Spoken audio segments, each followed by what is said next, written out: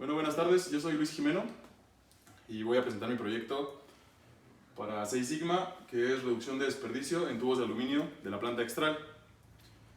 Mi propósito de vida es generar valor en las personas. Yo creo que todas las personas debemos en algún momento o en toda nuestra vida generar valor en todas las personas que conocemos. Es la única huella que dejamos y bueno, esto lo podemos lograr de diferentes maneras, a través de nuestro trabajo, a través de la educación y a través de nuestra vida diaria. Voy a empezar con la primera etapa, que es la etapa de definición. Y bueno, aquí, ¿cómo nace este proyecto? Porque traemos 4 años de desperdicio. 2016 tenemos el 8.5% de desperdicio, que es un desperdicio considerable, o aceptable más bien, porque es de menos de 2 dígitos. En el 2017 empieza a subir y alcanza casi el 9% de desperdicio, pero en el 2018 es cuando se eleva muchísimo y llega hasta el 12.5% de desperdicio. Entonces, en el 2018 es cuando se detonan diferentes proyectos para poder bajar ese porcentaje. Cada punto porcentual de desperdicio aproximadamente vale 1 millón de pesos, de acuerdo a la producción de Extral. Entonces, el objetivo es la reducción de costos mediante la reducción del producto no conforme o material de scrap. Y ya el objetivo en concreto es reducir del 9.2% que traíamos en el 2019 con el que cerramos, y lograr en el 2020 el 7.2% de desperdicio para la planta de tubos de aluminio en el primer semestre.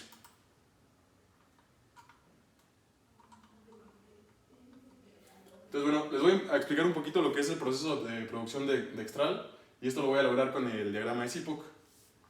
Tenemos 11 procesos que tienen que ver directamente con el producto o que influyen directamente en el proceso de la producción de tubo. Y bueno, tenemos otros dos procesos, que es almacén y que es empaque, que también están relacionados con el producto, pero ahí no se va a centrar nuestro proyecto. Entonces, bueno, primero en el almacén tenemos las entradas, que son todas las materias primas, y de ahí ya pasan bueno, primero está recibo, almacén, y ya almacén la surte a la línea. Ya que la surten a la línea, el primer proceso es la prensa, que es donde se va a extruir el tubo. Entonces, aquí tenemos los cospeles, que son estas como pastillas o monedas, que se llama cospel. Y en la prensa, el primer paso es extruir el tubo y ya queda así. Es una extrusión en frío. De ahí el siguiente proceso es el torno, que ya con el tubo extruido pasa la prensa. El torno lo que hace es cortar el refrendado, que es como la rebaba el sobrante del tubo, y cortar la cola. Lo deja a la medida que vamos a ocupar el tubo, ¿no? De acuerdo a la especificación del cliente. Ya de ahí pues pasamos al área del horno de recocido. Básicamente el tubo es lo mismo, lo que pasa que en el torno es un tubo frío o un tubo duro. Entonces el horno de recocido está a 400 grados y lo que hace es que lo limpia todas las impurezas del aluminio y aparte lo hace blandito para que sea depresible, como las pomadas, ¿no? Bueno, ya de ahí pasamos al área de la barnizadora, que se le pone el recubrimiento de barniz para que no haga reacción el aluminio con lo que vaya a ir adentro del tubo. Ya lo que va dentro del tubo se lo pone nuestro cliente. Después pasamos al área de esmaltado o la esmaltadora, y la esmaltadora lo recubre de barniz pero por fuera. Esta es como la primera capa antes de ponerle la tinta. Ya de la esmaltadora pues sigue la litográfica. La litográfica va a ser la impresión del tubo, todo el diseño de nuestros clientes. Bueno, ya después pasa al curado para que sequen las tintas, para que seque el esmalte. Y del curado ya pasa al proceso de... Bueno, por aquí adentro no se ve, pero el tubo lleva un recubrimiento de látex. Ese látex es para lograr el sellado. A la hora de que el cliente lo llena, después pasa por un proceso de crimpado o sellado, y bueno, con el látex ya impide que se derramen los contenidos del tubo. Y al último, después del látex, tenemos la tapadora, que bueno, ya es como el último paso del tubo. Ya de ahí pasa al área de empaque. El área de empaque todavía le da una inspección al tubo, que no lleve abolladuras, que la tinta no vaya corrida, que no le falte tinta, que el esmalte no vaya de otro color, que la tapa no vaya chueca. Una inspección general. Bueno, en general este es todo nuestro proceso. Y aquí vamos a pasar a la parte de medición. Y bueno, voy a empezar a explicar un poquito el diagrama de flujo, que es como lo que les comentaba.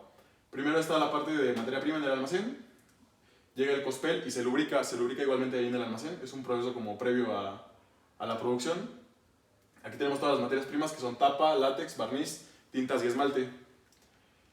Y una vez que está lubricado el cospel, se pasa a la prensa, donde se hace la extrusión, el torno, donde se le quita el refrendado, rebaba y se corta, horno de recocido, barnizadora, curado.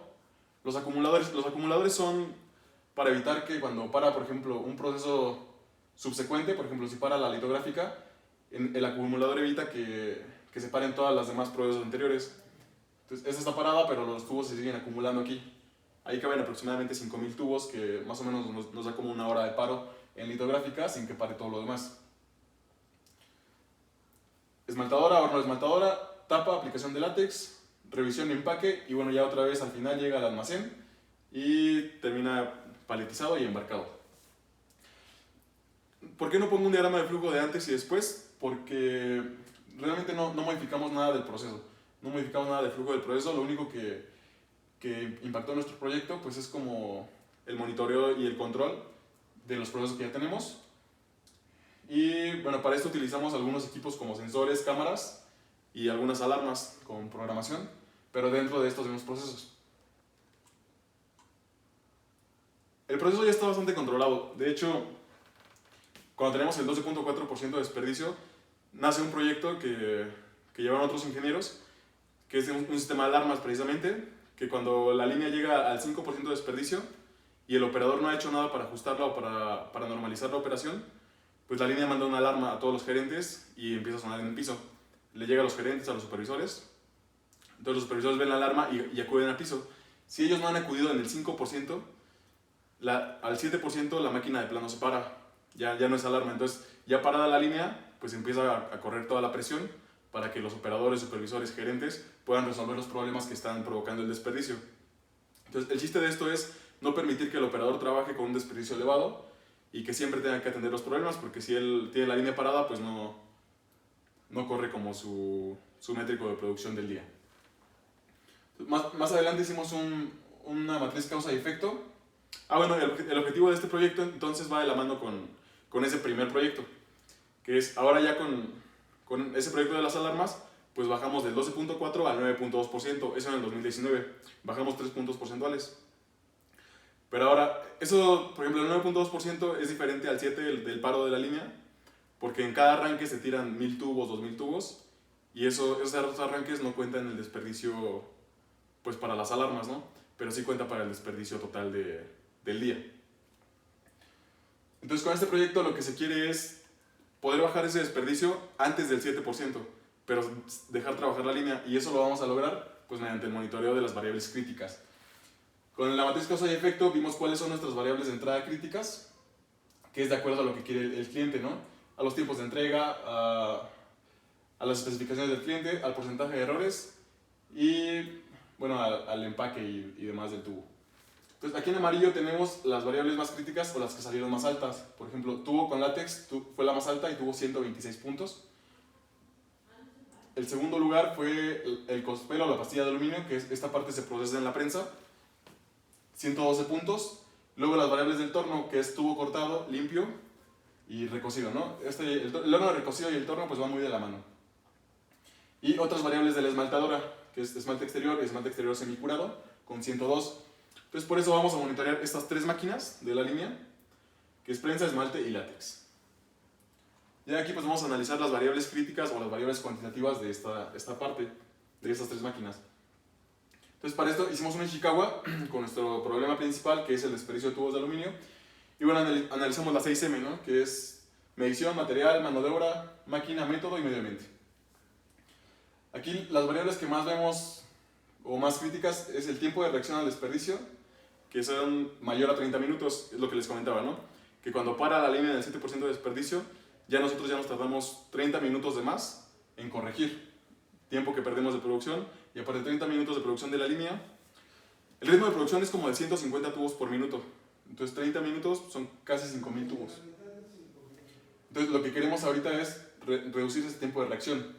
Otra de las variables críticas pues es la humedad, la temperatura y los ajustes no estandarizados. Entonces estas tres variables son como condiciones de operación. También los tiempos, ¿no? La velocidad de la línea, la presión de aire, todas estas condiciones de operación pues las podemos agrupar en eso, ¿no? Y bueno, donde tenemos también más problemas, pero más que causas son efectos, pues es generamos desperdicio porque el material está fuera de especificación y no se detecta en la línea. Si no se detecta, o sea, no se detecta cuando se está produciendo, sino que se detecta ya hasta el área final. que ya lo detecta el área de empaque, ¿no? En la última inspección, que es la tapa maltratada, tubo con arachinato, el arachinato es el lubricante, látex aguado, la viscosidad del barniz que no está bien, el esmalte. Pero si lo detectáramos cuando el tubo se está produciendo, pues tendríamos menos impacto, porque cada paso que nosotros detengamos el tubo antes de que llegue a empaque, pues es más barato, ¿no? Es más barato tirar tubo cuando es todavía un cospel, que tirar un tubo que ya tiene tinta, esmalte, barniz, que ya pasó por horno de recocido, que ya tiene tapa y que ya tiene látex, ¿no? A lo mejor el cospel cuesta $1, y ya con tapa, pues ya cuesta $2, ¿no? Ya cuesta el doble. Entonces, de estas variables críticas que encontramos en el Ishikawa, pasamos a nuestro análisis 5 por qué. Y bueno, nos vamos a centrar en lo de la causa raíz ahorita, que es el tiempo de reacción, que es mayor a 20 minutos o 30 minutos, ¿no? Dependiendo de qué tan complejo sea. A veces hasta 1 hora, además, en promedio 20-30 minutos.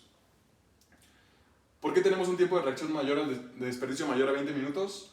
Porque el desperdicio se detecta hasta que llega al área de empaque, lo que les comentaba, ¿no? En la línea, pues la descuida el operador, se pone a hacer otras cosas, se pone a hacer limpieza, se pone a llenar formatos, y descuida los tubos y ya se dan cuenta hasta que llegue a empaque. ¿Por qué se dan cuenta hasta que llegue a empaque? Porque no hay un monitoreo de las variables críticas que nos generan desperdicio. O sea, el operador no tiene manera de saber que algo está mal hasta que alguien se lo dice. ¿Y por qué no hay monitoreo de las variables críticas? Porque no hay un sistema estadístico preventivo. ¿Qué es un sistema estadístico preventivo? Pues unos gráficos de control en tiempo real que estén ligados al proceso o a las máquinas. Entonces, ¿qué es lo que buscamos ahorita? Implementar un sistema MES, un Manufacturing Execution System, que nos permite el análisis de datos en tiempo real. El sistema MES lo que va a hacer es ayudarnos con la recolección de datos. Desde que el operador inspecciona las muestras, este sistema recolecta los datos, lo manda a una base de datos, los procesa, los analiza, genera las gráficas de control, las está generando todo el tiempo.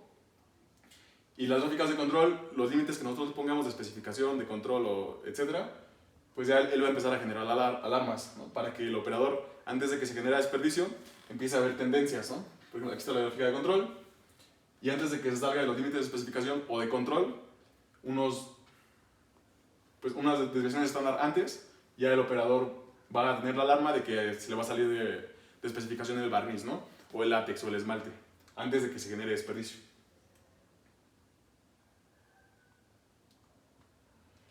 Entonces, bueno, ya de aquí nos vamos al diagrama de Pareto. Esto lo sacamos de la base de datos del desperdicio, de todos los tubos que se tiran. Yo implementé una base de datos que los inspectores de calidad llenan en cada turno. Entonces ellos me dicen, no, pues se tiraron en mi turno 500 tubos por esmalte interior. O se tiraron 500 tubos por esmalte mal aplicado o por esmalte que no se curó. Entonces esta base de datos yo la llevé en todo 2019, la implementé antes del proyecto, ¿no? Pero la usé en este proyecto. Entonces, de aquí saqué un Pareto y me dice que precisamente los problemas ya cuantitativamente están en la esmaltadora, en la prensa y en el látex. Y bueno, en la litográfica, ¿no? Los 4 primeros procesos, donde tenemos el 76.1% de nuestros problemas, que bueno, es casi el 80%. Ya no agarro, por ejemplo, barnizadora porque ya se pasa y es el 91%, y aparte son mucho más variables. Por cada máquina que yo agarro, son cientos de variables que tengo que estar monitoreando. Entonces voy a monitorear solo algunas variables críticas, unas 6 o 7 variables críticas de estas 4 máquinas. Entonces agarré de la prensa, agarré 2 variables, que es el espesor de hombro y el espesor de pared. De la esmaltadora agarré también 2 variables, que es espesor de esmalte y longitud sin esmalte. El espesor de esmalte pues es qué tan gruesa está la capa de recubrimiento de esmalte que le ponemos al tubo. Eso lo miden con un helcómetro. Un helcómetro es para medir profundidades. Y del área de látex también agarré 2 variables, que es el ancho del látex y la longitud del látex. Entonces, el látex es una franja que se le aplica al tubo mediante unas pistolas que ingresan al tubo y son como unos aspersores. Entonces, giran y colocan la franja. Entonces, esta franja tiene un ancho que debe estar dentro de especificación y aparte la franja debe estar pues, adentro del tubo a unos milímetros, que también están conforme a especificación. Esa parte es la longitud sin látex o la franja sin látex, y ya la parte de la franja pues, es el ancho. Igual la longitud sin esmalte, pues debe haber una pestaña del tubo que no debe llevar esmalte. Entonces, aquí tenemos los límites de especificación, el inferior y el superior, y tenemos el CP y el CPK. En este caso voy a poner de ejemplo estas 2 variables, que es la longitud sin esmalte. Aquí tenemos, bueno, la voy a buscar acá. Esta tiene un CP de 1.5. El CP de 1.5 nos dice que el ancho del proceso, el ancho natural del proceso, cabe 1.5 veces en el ancho de especificación. O sea, es un proceso que está de acuerdo a 6 sigma. Y ya de ahí pues analizamos, ya vimos que sí cabe. Ahora vamos a ver el CPK. Entonces tenemos un CPK de 1.31. Bueno, aquí están ya señalados. El CPK de 1.31 igual nos indica que entre la media del proceso y el límite de especificación más cercano tenemos, bueno, 1.3 por 3, tenemos 4 desviaciones estándar, lo que nos dice que está centrado y que está de acuerdo a 6 sigma. Para el ancho de látex igual tenemos una especificación de 6.5 a 9, ancho de látex, perdón, de 7 a 9, y tenemos un CP de 1.46, igual tenemos una amplitud de 1.5 veces aproximadamente, y tenemos un CPK de 1.11 veces. Bueno, el CPK si lo multiplicamos por 3 nos dice cuántas desviaciones estándar hay entre la media del proceso y el límite de especificación más cercano.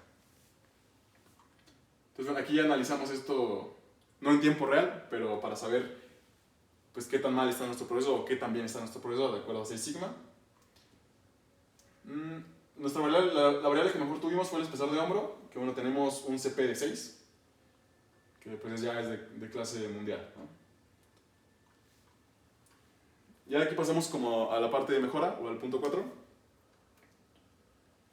Y bueno, el plan de implementación de la mejora, ya tenemos lo que vamos a hacer y, bueno, qué es lo que nos está afectando y ya tenemos qué es lo que va a hacer. Entonces aquí vamos a ver cómo lo vamos a implementar, ¿no? Vamos a implementar el sistema MES.